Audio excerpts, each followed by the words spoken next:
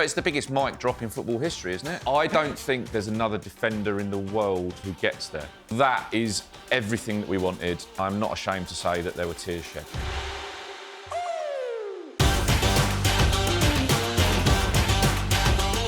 Tottenham Hotspur won their first major trophy since 2008 and their first European trophy in more than 40 years by beating Manchester United 1-0 in the Europa League final in Bilbao. Sun Sports tactical guru Dean Scoggins is a huge Tottenham fan and was there in person at the San Mamés Stadium. This is Tactics Exposed. I'm Will Pugh, the host. I'm a West Ham fan and I do not want to be here. But Dean Scoggins is going to tell us... Well, I've made the effort to get back to see you and do this. So.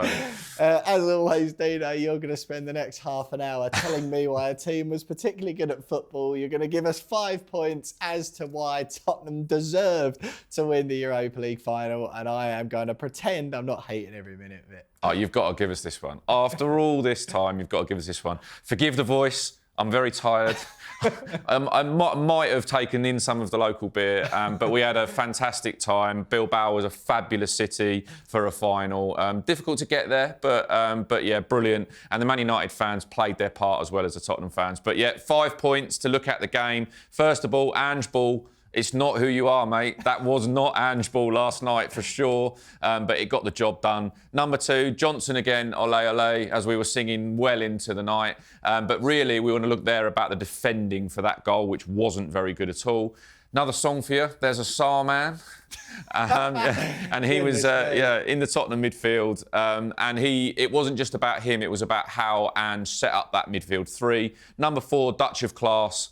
Mickey van der Ven's clearance off the line, the highlight of the night and the best picture of the night other than the trophy lift. And then number 5, a mad situation at Man United, who basically had one plan, and when that didn't work, it was all over. Absolutely. Right, well, we'll get into that in a minute, Dino. But just go on. Before we do, just sum up what it was like. Tottenham win their first major trophy for 17 years, first European trophy for more than 40. Well, I'll reveal my age because I was born the year we won that last European trophy. But what was it like? What was the whole It was magnificent. Like? It was absolutely magnificent. It was a brilliant atmosphere. And not just because we won the game and I was in the right end, but, you know, both sets of fans played their part. The bars before, the hospitality that was given by the city was first class. And look, yeah, I'm not going to get too emotional, but losing my dad a few years ago and then being there to see that was hard and amazing in equal measure because I'd have loved him to be there with me. But yeah, it was the night that as Spurs fans we'd been waiting for a long time. Yeah,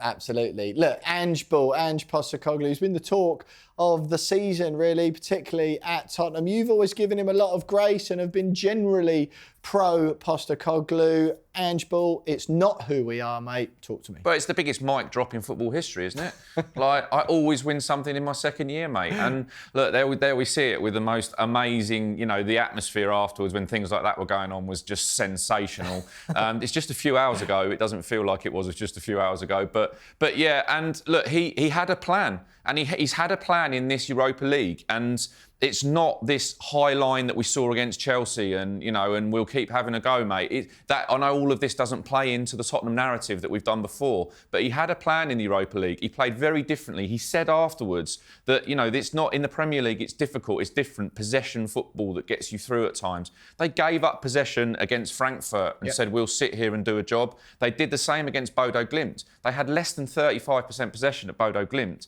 and never looked like conceding at all. Quite. And this possession in this game was ludicrously low, and they didn't keep the ball for a team that has, I think it's 80-odd% short passes in the Premier League and is right at the top of the table for the least number of long balls played. In this game, it was just get the ball away and just get it down the pitch and we'll move up the pitch. And it was also the way he set up the midfield, which we'll come on to in a minute. But he generally decided, we know how to nullify Manchester United and we're going to do that in our normal shape with slightly different tweaks in it. So we set them up with 4 at the back as they normally do. The 3-man midfield was a workhorse midfield because there was no Kulusevski, there was no Maddison, there was no Bergvall. So Man United fans can leave off with injury issues because those 3 players would have started if they were fit. Yep. And then you've got Brendan Johnson, who hugged the right wing, and Richarlison, who hugged the left wing to try and open Man United up into that space. But then, when Man United get the ball back, which they had a lot, Tottenham was so compact. Yep. They were deep. It was park the bus at times. You know, if Jose Mourinho had done that a few years ago, everyone would be going tactical genius. Spurs were set up with players in between. Yeah, maybe, yeah. Yeah, but they enjoyed it at Man United when he got into that position as well, and Chelsea got there as well. But so the one thing I want to pick out in particular is that we've talked a lot about Manchester United's 3-4-3 and where those inverted forwards play, those 10s play either side. So in this game, it was Amad Diallo one side and it was Mason Mount the other. And basically what Ange Postecoglou said to his midfield two, the base of the midfield two, which was Basuma and Bentancur, was you're going to drop in to pick those guys up, which means then Mickey van der Ven and Romero don't have to. Now, that gives you two added bonuses. Well, one is, you don't need two men to mark Rasmus Højlund because he's useless. So, well, he was last night anyway. And so Romero took care of him. But it also means that then the other side, where Amad Diallo is going to run into that space between Destiny Udogie and Mickey van der Ven, Mickey van der Ven doesn't have to worry about his 10 in front of him. He can drift over into that space. So you've got the two things there where if Bruno Fernandes comes in, Bentancur's going to pick him up, Mickey van der Ven can cover, okay? So they dropped it in and they basically said, one goal's enough. And that was it. And so it was absolutely wonderful from Ange. He had them well drilled and, do they really sack him now? Well, you tell me, Dino, do they? Oh, it's not my decision, but I wouldn't. The guy's holding the UEFA Cup. The Europa League trophy is there for all to see. So, I wouldn't be sacking a guy who's just won a trophy like that. And also, I would say that you could listen to the players. He's not lost the players. No, quite. Just one thing I would say, and perhaps I should have acknowledged this up the front. Can we acknowledge that while we're talking about all the tactics that both teams employed, it was a generally low quality game of football? Oh, it was a terrible football match. In the purest form of what the neutral wants to see. I got that wrong in the preview show because I thought it'd be actually a really open game. Yeah. And and maybe Postecoglou has sort of suckered Amorim into thinking that would be the case because Man United actually split their midfielders in Casemiro and Bruno Fernandes. As we debated whether Bruno would play as the 8 or the 10. And, they played Bruno as the 8 and they actually split their midfield really wide. So Casemiro one side and Bruno the other in the middle because I think they thought Tottenham were going to press onto them and then that's their way of playing around it. And so that was their plan, but their plan didn't work because Postecoglou was sitting so deep. Tottenham very, very rarely high-pressed in the game. You know what, it's funny though, I did feel that it didn't feel as constant. But there were moments where you sort of saw that old Tottenham again. I did feel there were moments when they put a lot of pressure on. It was in the middle of the field. It was much more in the middle of the field, the middle third, as opposed to the attacking. So look, Dom Solanke just runs his socks off, and everything else off. But he does that anyway. So and he's very clever with it. All the time I talk about that curved run that you make with the press, so you can't pass it over your shoulder. He does that anyway, and then you get into this position where if you've got them in the midfield, and Tottenham overran them in midfield because of that setup. So it was brilliant from Ange, and he delivered what he promised he'd deliver. Absolutely. Look, Johnson again, ole ole. That was my least singing voice I could possibly do. One thing I would say, Dino, you dialed in to the Sunsport live watch along for the Europa League final before the game. Very nice to chat to you. That was. I was in the host chair. We had two influencers with us, a Man United and a Spurs fan. And I cannot confirm or deny whether when Brennan Johnson's goal went in, that someone in the studio went classic Tottenham, jammy goal as ever. Whether or not that was me, I can't really remember. But I think I know where my money is. Obviously, a bit of a scrappy goal. The finish, it takes a fortunate deflection off of Luke Shaw. Can't really be to blame. The goalkeeper kind of fooled by that. Falls nicely for Johnson. He tucks it in the bottom corner. Bedlam. None of the Tottenham fans cared, of course. But although the goal might not have been pretty, the positioning and the tactical play, there was some deliberacy in that. I think that the defending was dreadful, and we'll show it. Okay, and look. Maybe lucky, an element of luck. We've waited 17 years for that bit of luck. Just lucky, not element but remember, Johnson's he's our top scorer, okay? He's a very good season. And the whole plan in Ange's way of attacking is that Brennan Johnson, or whoever it is the pacey winger, because he generally goes with one way and one the other, is either crossing it first time for a tap-in, or is finishing first time. Is the tap in. Okay, so that's the way of playing. And Man United had warnings. They had 2 warnings where Spurs will set up in their way of playing, will have the underlap from one player, a midfield player, and often it was Sarr in this game, going into a space. And then Porro had 2 crosses where one, it was a good piece of defending at the back post, and another one, the cross was overhit. And it was this warning that Spurs were setting them up to push them back into the box and then deliver that cross when you force them back, because it forces mistakes. And you're in an area you don't want to be. 8 yards out is where you don't want to be. So that was the plan. And so what happened here, Man United, we'll come to the midfield bit in the next section, OK? But in this bit, I want to focus on where Lenny Yoro and Harry Maguire, as the right centre-back and the centre-back of a back 3, are about 25 yards apart when Spurs are attacking. It's absolutely woeful, OK? Why Yoro is over there is the game broke down and Yoro's gone herring over there, right? That's the wing-back's job. Yep. Let the wing-back do it. They kind of recover their space, United, when Bentancur makes an underlap run, gives it back to Sarr, and they kind of get in a position where they're a bit better. But then they get it all wrong. Luke Shaw actually turns and looks at Dorgu and says, "Your man," about Johnson. Harry Maguire is, again, in a bad position because he's so far away from Yoro to begin with. He gets dragged outside the line of the goal, which is not where the centre-back wants to be, because he wants to attack the near post and block the run at the near post. He then gets too involved with Dom Solanke, who makes a fabulous, unselfish run. How many times have I used that phrase this year? And puts Maguire off, who should have cleared it at the front post. And then Luke Shaw is left in this position in the middle where Dorgu's let Johnson run off him and they bundle it in. It's not an accident that it's happened. Spurs are playing to try and manufacture that space out wide to put this sort of delivery in, and Man United have allowed them to do it. Yeah. So really poor, really poor. Again, I've said to you time and time again, if I think of Tottenham scoring a goal this season, it's a ball being flashed across, Johnson tapping in at the far post. I know it wasn't quite that. But it was the same setup, because if the pass to Bentancur had been to Destiny Udogie, for example, then Bentancur probably doesn't give it back, Udogie would not have given it back to Sarr. He would have carried on running and flashed it across the face of goal where Solanke and Johnson were waiting. So it is a plan to get like a 2v2 or a 3v2 in the box for the delivery to come in. So, element of luck at the end, and who cares with those sellies? Exactly. In an otherwise grim season, I suppose you'd be glad it was Johnson to be the one to tap it in. Look, point number 3, Dino, there's a Sarr man. You called it in Team Talk, the preview show beforehand. That was likely to be the midfield 3. You got it absolutely spot on for Tottenham. And if I'm honest, Dino, you've mentioned about Manchester United's midfield and maybe them splitting it there. My first chat to you this morning was Manchester United were woeful in midfield, Casemiro in particular. It seemed that they were always giving the ball, but actually maybe it was Tottenham who were in good positions, forcing them into that to be able to nick it off them. Yeah, and it was a really impressive performance from Sarr. Again, I'm not always impressed with him on the ball. I gave him a bit of stick in previous occasions because he gives it. The assist for the goal, first of all, so hat tip.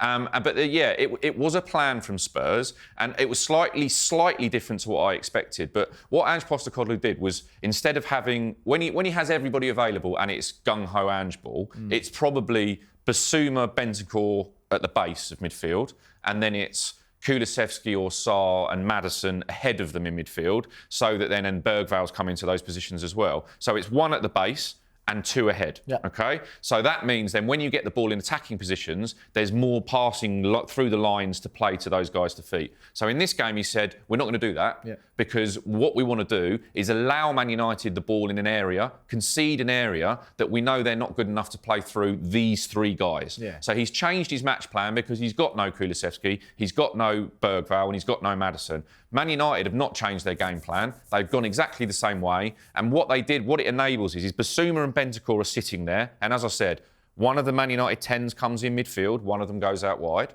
So therefore, the one that comes in gets picked up by one of the Tottenham midfield players. Bruno goes wandering. He gets picked up by the other midfield player. Dom Solanke drops in on Casemiro, which frees up Sarr to go hunting. and go nicking the ball all over the place. And in the build-up to the goal was the best example of it. It happened lots of times in the game where, as you say, Man United was sloppy in possession. They had 70% possession because Tottenham kept just giving it back to them. But they didn't do anything with it in midfield. I mean, Bruno Fernandes gave the ball away an inordinate amount of times in the game. We'll show the stats on this. But, you know, that was really un-Bruno-like. But it was because Tottenham had this set up in front of them. And Pap Sarr, previous to the goal, will show the grab where Bruno Fernandes is looking at Mazraoui. And Bruno Fernandes has been penned in by this Tottenham midfield, OK? And so Bruno knows he's been penned in. And so he's going like this and pointing up the field to Mazraoui because he wants Mazraoui to clip it over the top to Amad Diallo. So there's an outball. So there's an outball. But because Spurs have been so well drilled and they're not sitting on the edge of their box all the time, Mickey van der Ven has stepped up.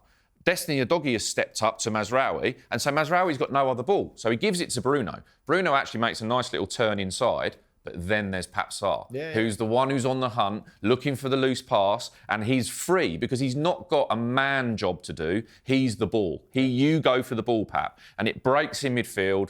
He's leggy, he's quick, he breaks the play down, and then he forces the game upfield, which then creates the goal. And it actually happened 3 or 4 times in the second half. And in the second half, Tottenham only had 1 touch in the Man United penalty area. But actually, they had 2 or 3 breaks that came from this, where perhaps if they were a little bit fitter or a bit more clinical and maybe a little bit less nervous at that stage, they might have gone on and scored a second goal from one of those counter-attacks. There was one where Dom Solanke should have controlled it. Destiny Udogie's pass was a little heavy.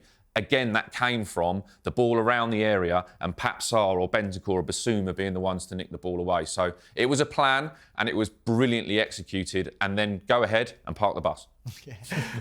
Dino, Dutch of Glass, Dutch of Class. Dutch of Class. Dutch of Class, I think might have been an Only Fools and Horses episode I was thinking of there. Yeah, Dutch of Class, Mickey van der Ven. Manchester United were totally limited to opportunities throughout the game. Look I can at think this. of maybe Look at 2 this. or 3. Hang it in the Louvre. Look at that. And if anybody ever says to me that the defending is not glamorous, I'm going to show them that picture. Look at that. Rasmus Højlund, I think it was, who headed it over the goalkeeper towards the gaping net in the second half of that game. And then Mickey van der Ven scooping it off the line with his shin, I might add. But he got his leg up about head height and he's 6'4" or whatever. I personally think, and I don't think I'm pushing it too far to say. I bet I do. Yeah, but I don't think there's another defender in the world who gets there. Because of all those things you've just said. No, but he's the fastest defender in the Premier League, over 3 or 4 yards. Did he have to dash to get to that? Yes, so that's what I want to highlight. That is exactly what I want to highlight. So there's 2 things here, is awareness and is obviously athletic ability, all right? So as the ball drops from Vicario, it's an error by Vicario, but he's not done any favours by Dom Solanke, who basically takes him out underneath him, right? And he sort of drops it on Solanke's head, which then pops up to Højlund. It's hard to imagine that Vicario wouldn't have called for that, isn't it? Yes, he was absolutely. otherwise brilliant. And Solanke's got in his way, basically. But then we'll show the precise moment that the ball drops. And every other player is looking at the ball. Mickey van der Ven is going back to the goal line already. He's thinking, my goalie's out of position. Look, even if Vicario catches it, we don't notice. But he's still done his job, okay? He's done it, and basically what he's thinking, where's the danger? And if my goalie's out of the goal, the danger's there. So Invisible, intelligent, unglamorous work. Absolutely. And then, as the header takes place, he's got a 4-5 yard sprint and he goes and then he takes off as well. It's just magnificent defending. And in the same way that, you know, Harry Maguire, Luke Shaw and Dorgu have not covered themselves in glory for the Tottenham goal, those 2 moments are the difference between the trophy being in the other hands, because that is just world-class defending. And, you know, the 2 of them, Romero and Van der Ven, were utterly immense. And all right, it was against Rasmus Højlund, but when Zirkzee came on, and then when they changed it up again, and then Ange Postecoglou again brings on Kevin Danso to beef it up and go 5 at the back, you know, they just dealt with everything. So amazing defending. Right, Dino, we're going to move on to point 5. I just noticed you've still got your Europa League final hospitality band on. Whether that was deliberate or not, I'm not so sure. I can't quite get it off. Right, a mad situation. Amad Diallo, easily the brightest spark on an otherwise dark night for Manchester United. He was one of very, very few attacking ideas they seem to have, that and the diagonal ball. But I would say those ideas were only in the first half. Like I just think that, look, watching it back this morning and then before we came to shoot, like he sort of, there's one plan on that side, and they're so rigid in the way that they do it, and it's almost like they're robotic what Amorim wants them to do. Yeah. And so basically the plan is that Amad Diallo, who is playing as that wide 10 or inverted forward again, what we're going to call it, he drops in, comes the ball to feet from the centre back, and then he knocks it off to a midfield player who plays it wide to the wing back, who plays it in behind for Amad's third man run. Okay? Yeah. In the first half, it happened twice. They got in behind. Destiny Udogie was like, I don't quite know whether to stick or twist here. And then Tottenham solved it. So they pushed Destiny Udogie higher up, so he went to Mazraoui for that pass. They moved Van der Ven over, as I said before, because they're covering the other 10 with the other midfield player, and Romero can cope with Rasmus Højlund. After that, it was like, well, let's do the same move again. And it was like Van der Ven and Udogie are looking at each other going, well, we know what they're going to do here.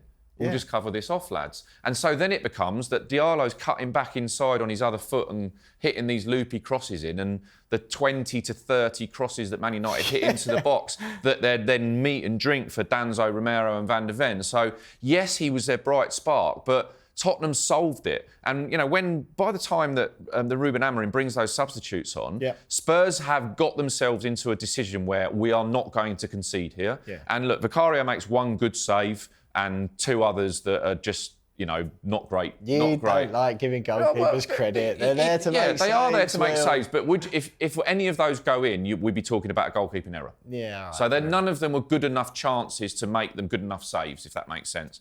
And so, but by the time they make that, then, they bring Garnacho on one side and then they've got Amad Diallo on the other. Zirkzee came on and was better at holding the ball up than Rasmus Højlund. But then, to be quite honest, the biggest threat was Harry Maguire against Romero having a scuffle in the box at the end. Well, that's what absolutely baffled me with Manchester United. Honestly, there was 3 things they kept doing on repeat which weren't working, which was any time they got a free kick, whack the ball over towards the back post. Nothing came of that, hardly ever. A diagonal ball to Dorgu to see what he could do. Nothing came of that ever. And what you've just described about Diallo, so unimaginative from Amorim. Yeah, and they just don't score enough goals. And I do really think it's because there's this sort of lack of sort of creativity in their setup, as in, you can have a rigid formation, but within that they need to be able to play.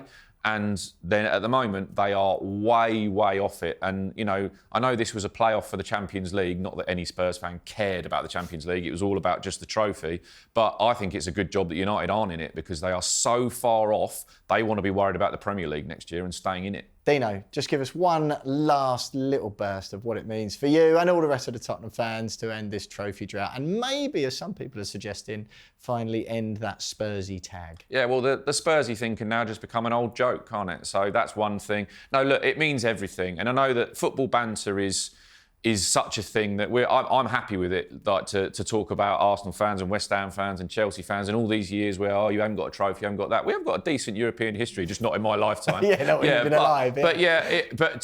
It's to be in that stadium last night, to be in that city over this week, where even the people who went without tickets took their kids, spent the money that they've got in their bank accounts, and that they've done that for years on end. Every last penny, you know what it's like because you're a proper football fan who goes to football. And for all those people who have followed a club for that long, through thick and thin, but mainly through thin. Through thin and thinner. And now that is everything that we wanted, and I'm not ashamed to say that there were tears shed.